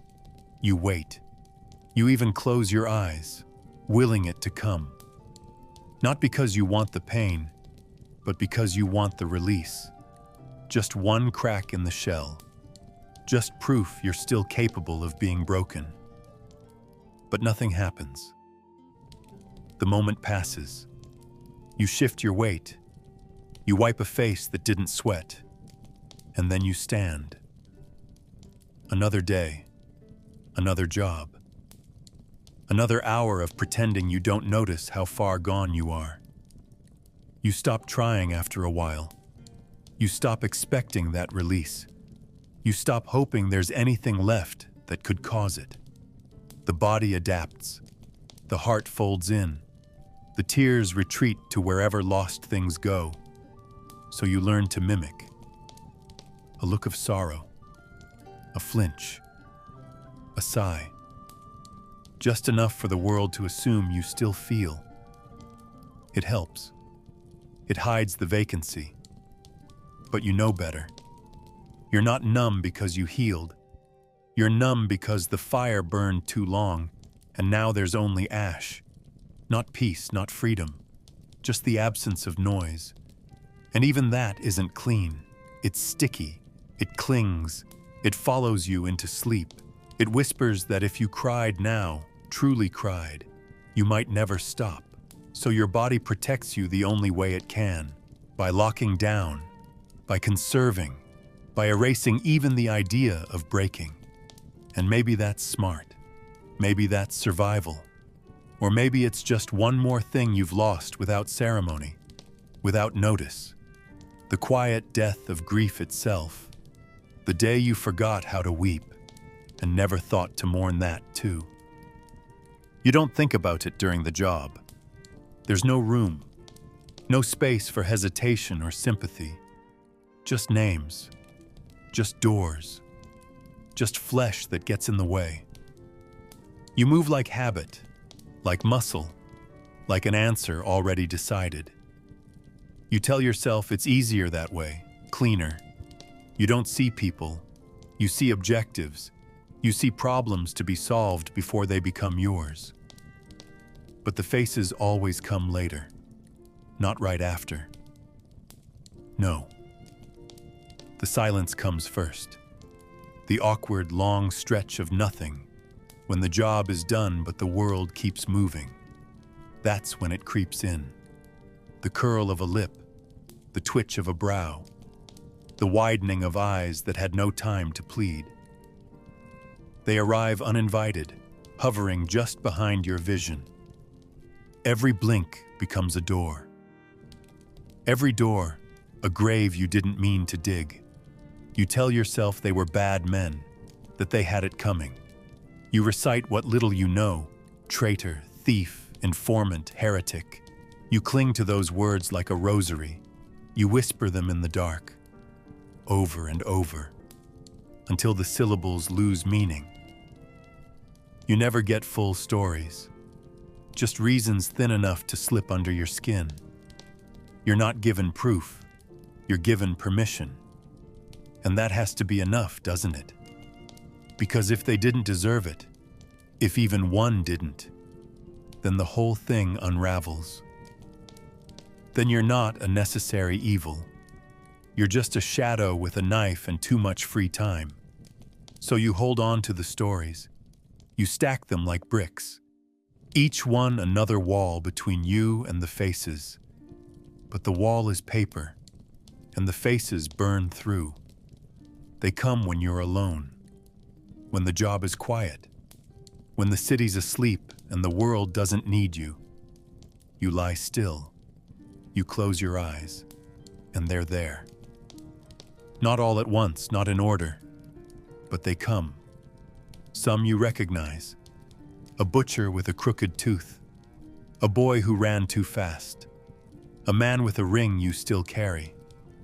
Others are less clear, just shapes, colors, a scream that never finishes. You try not to look at them. You try to let your thoughts drift. But they stay. Not angry, not vengeful, just present. As if waiting for something. As if asking a question you don't want to hear. And the worst part isn't that they're dead.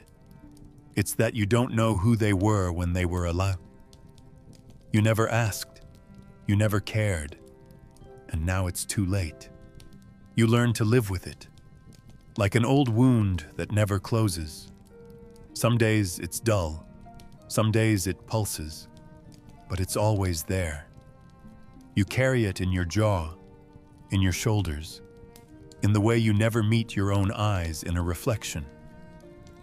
People think guilt fades with time, that it loses its teeth. But the truth is, it just changes shape. It stops shouting and starts whispering. It becomes a weight you stop noticing until one day your spine curves without you knowing why. It hides behind your laughter. It lingers in the silence between words. You tell yourself you've hardened, that you've moved on. But deep down, you know. Every step forward is just a step away from a face you still remember. A name you never knew. A life you ended and never earned. And that's the thing that haunts you most. Not that you killed them, but that you never really knew who you were killing at all. There was a time, maybe, when you thought it mattered. The job, the blade, the silence in between. You told yourself you were doing something necessary. Cleaning rot, removing threats, balancing scales no one else dared to touch. It helped for a while. Helped you sleep. Helped you justify the sound a man makes when he realizes he's dying. But that story wears thin. The lines between good and bad blur the more you walk through them. You've killed thieves and judges, beggars and barons, priests, poets, guards, grooms, and somewhere along the way you stopped asking what they did. The names come with a coin. The coin comes with silence. That's the only pattern. That's the only truth. You don't believe in justice. You believe in the weight of metal in your hand. You hear others talk. When you pass markets, when you sit near firelight you don't belong to. They talk about fairness, about gods, about reasons. And you sit quiet, listening like a ghost, knowing none of it applies to you. You're not part of their world. You're not protected by prayers or punishments. There's no system watching over you, no balance to restore. Just coin. Cold, stamped, anonymous. It doesn't care who gave it to you. It doesn't care who you spend it on. It just changes hands like you do. A transaction, a symbol. Not of worth, but of motion. When you get paid, you eat. When you don't, you starve. That's all there is. Morality doesn't fill a bowl. Belief doesn't buy shelter. Conviction doesn't keep you alive when a job goes wrong and your ribs are cracked open in a muddy alley. Even faith in yourself faded. You used to think you were clever, skilled, important in some bleak way. That delusion kept your back straighter, your steps lighter. But then the jobs got worse. The margins got thinner, the clients more distant. You became a name they whispered when they needed something awful. Not because you were the best, just because you were still breathing. And even that feels accidental some days. You've lost count of how many close calls you walked away from by luck, not skill. You've seen better men gutted over copper, faster ones strung up as warnings. You learned quickly. Belief makes you reckless, makes you visible. So you shed it, piece by piece, until the only thing you trust is that the job will come, that the blade will dull, that the hunger will return. Again and again. And still you move. Not because you're brave, not because you're strong, but because you don't know what else to do. Belief is for people who can afford doubt, who can sit by a fire and argue about right and wrong while someone else keeps watch. You don't have that luxury. You don't have that illusion. You have a list. You have a deadline. You have a pouch that jingles when you shake it. Some days, you don't even check what's inside. Doesn't matter. It'll be gone by morning anyway. You don't believe in balance. You don't believe in peace. You don't believe in yourself. You believe in coin, because it's the only thing that ever comes back. It starts with your knees, not a sharp pain, just a dull, persistent grind. You crouch too often, wait too long in corners not meant for rest. The cold gets into the joints and refuses to leave. You tell yourself it's nothing, that it'll pass, that you're too young to ache like this. But it doesn't pass. It settles in, becomes part of you. Then your back follows, tight at first, then crooked. You climb walls, jump from ledges, squeeze through windows too narrow for grown men. You twist, bend, crawl, run. The work demands it. The work assumes your body is eternal, but it isn't. And each year makes that clearer. You move slower, but no one adjusts the schedule. No one says, take your time. They hand you the same name, the same coin, the same silence, and the job goes on. Your fingers start to stiffen. Your grip weakens. Blades feel heavier. You fumble in the dark. Just once, then twice, then every night. You don't say anything. Who would listen? Who would care? You wrap your hands in cloth. You stretch them when you wake. But the ache is deeper now, and it spreads. Your eyes blur more often. Low light used to be your friend. Now it's a maze. You miss things. Details, shadows, faces. You squint harder, hold your breath longer, but it doesn't help. You wonder if people notice, if they see the slight tremble when you raise a blade, if they hear the labored breath when you run. You're not sure. But eventually, you stop caring. Not because it doesn't matter, but because it changes nothing. The job still comes. The list still grows. The coin still clinks.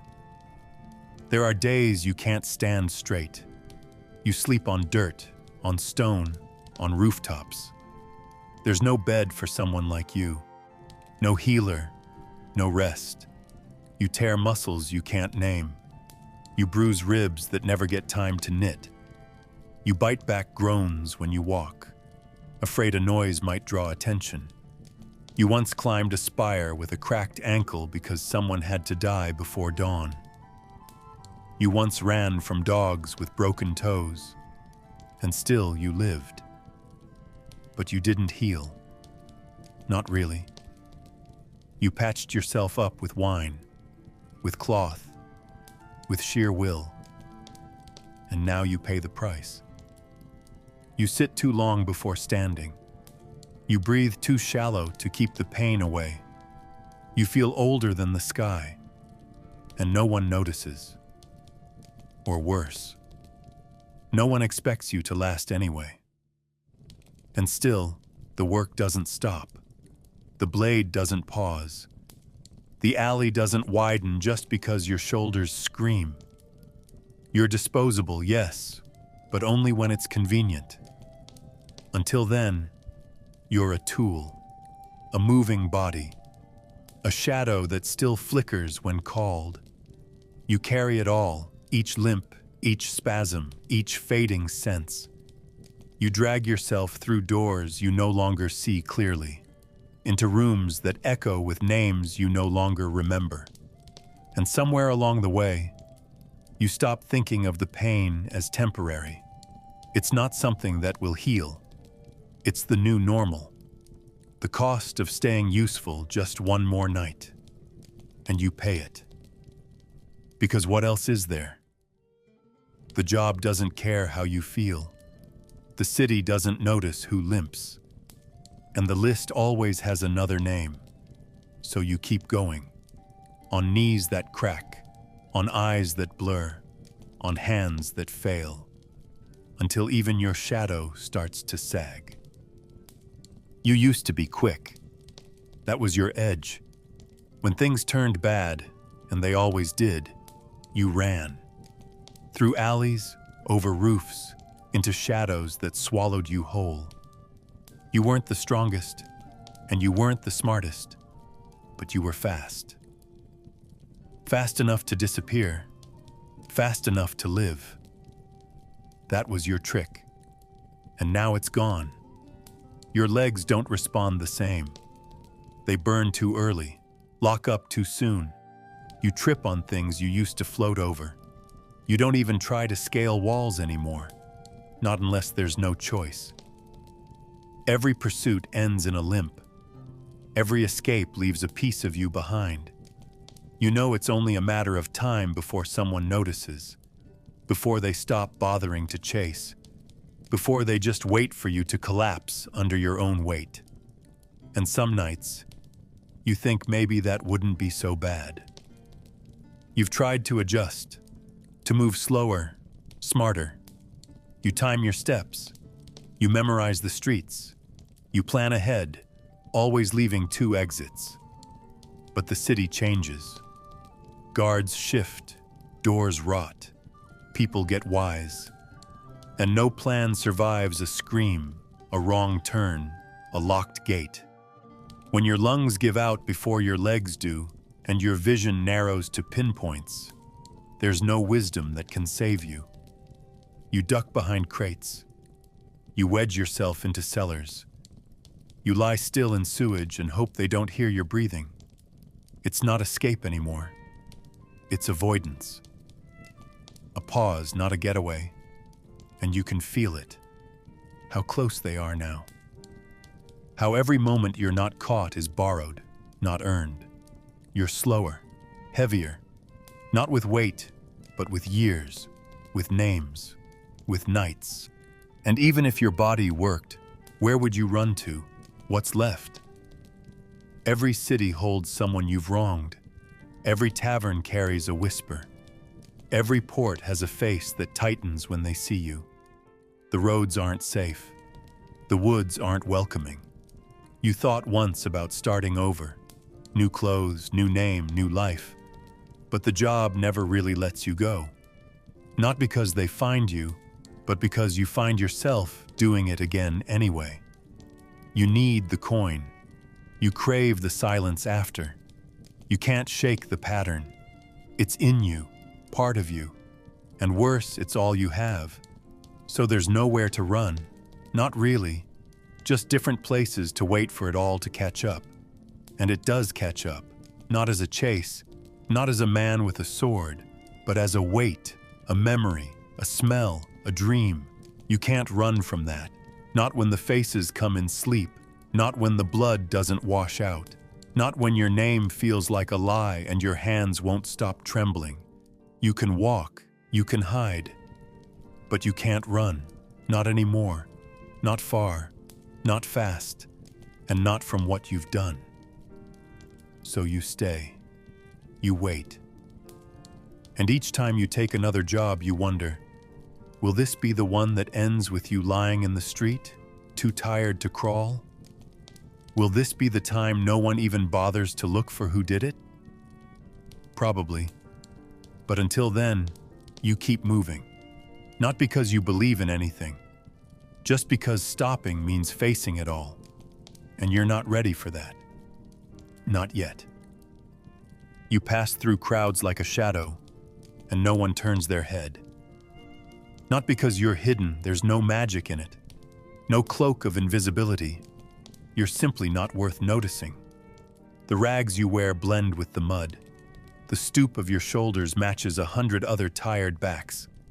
People look through you, or past you. Sometimes when they do see you, they flinch. Not out of fear, but discomfort. Like catching the eye of a leper, or a grave too fresh. They can sense it. That you don't belong. That you've seen too much. That you're not one of them. So they ignore you. They hurry on. You could fall dead in the street, and most would step over your body before thinking to check if you were still breathing. You don't have a face to them. You're a whisper. A blot. A mistake left smudged in the margins. You used to have a name. A real one. It meant something, once. Someone used to say it softly, maybe with love or at least with kindness. That voice is gone now. So is the name. You've worn too many others since. Pseudonyms, nicknames, lies wrapped around other lies. You answer to anything now, or to nothing at all. It doesn't matter. No one's really calling you. The people who hire you don't use your name. The ones you kill never get the chance. The rest, the butchers, the barmaids, the beggars, just nod if they even see you. Some call you him. Some call you that one. Most don't speak at all. And you can't remember the last time anyone asked who you were, or where you came from, or if you were tired. You're not a person anymore. You're a role, a rumor, a figure that slips in and out of a dirty street and leaves silence in its wake. Sometimes, late at night, you sit in places where people gather. Not close, never that. Just near enough to listen, to remember what warmth sounds like. You hear laughter, voices arguing over bread, over nothing, children squealing, drunks singing off-key, and for a moment, you imagine yourself among them, just sitting, just existing, not hidden, not hunted.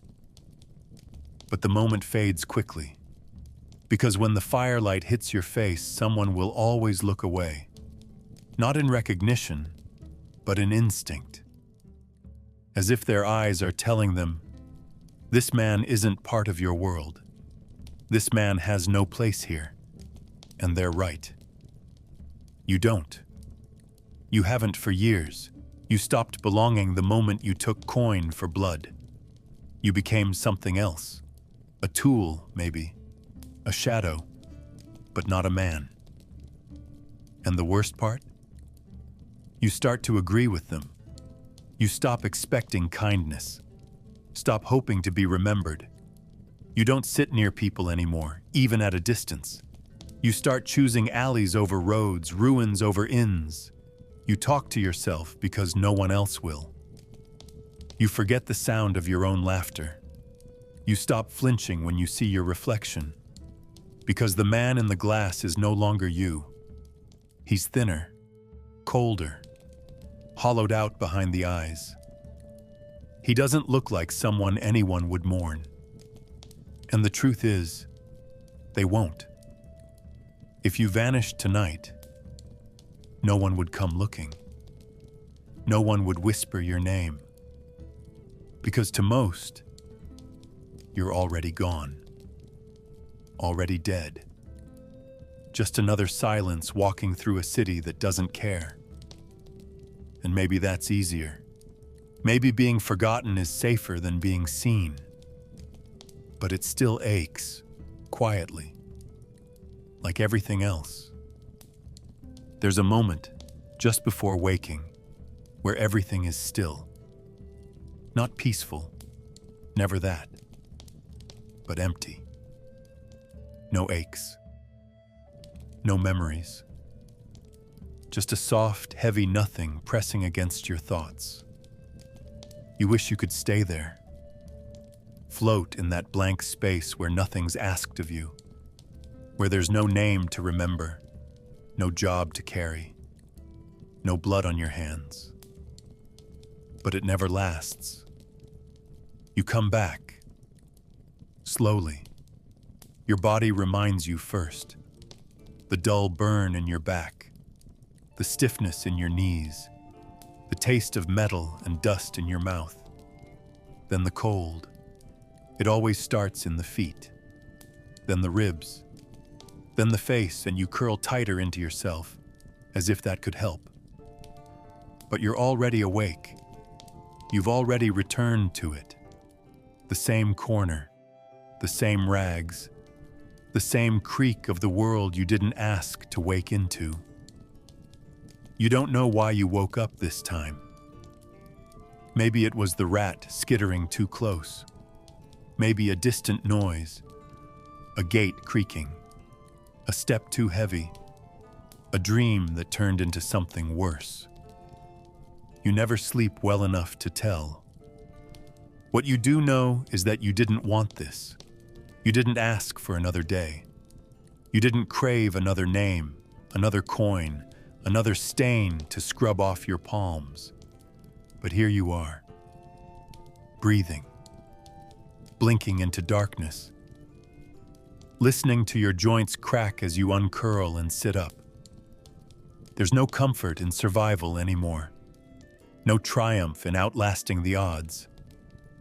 You're not grateful, you're not proud. You're just still here. And that, more than anything, is what hurts. The cruel trick of endurance. The insult of still being alive when everything else in you has already given up.